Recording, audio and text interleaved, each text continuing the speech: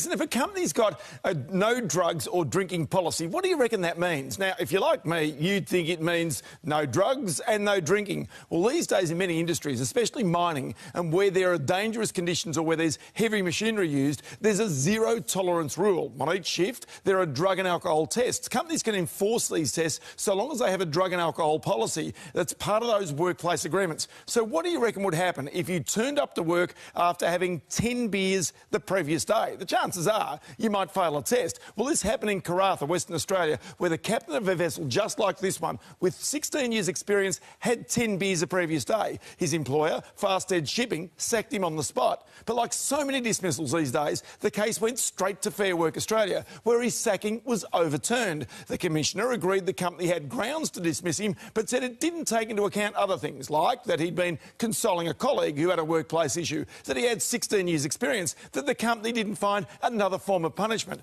In other words, despite a hard and fast no alcohol rule, you could turn up to work after 10 beers if you had a good reason. And this is why the Fair Work Commission is often seen as soft on employees and hard on bosses. In many cases, bosses do let workers go unfairly and they should be called out. But equally, there are often vexatious cases where employees try to get even with their bosses and plenty of money after being properly dismissed. Well, this matter went to the full bench of the Fair Work Commission, which agreed with the company. It described the decision of its own commissioner as unsafe and said she did not take into account the captain's failure to self-report or previous safety breaches. In other words, common sense prevailed, which matters for safety, and that's good news. Now, the Dow Jones index of US shares now down 42 points and our dollar 78.25 US cents.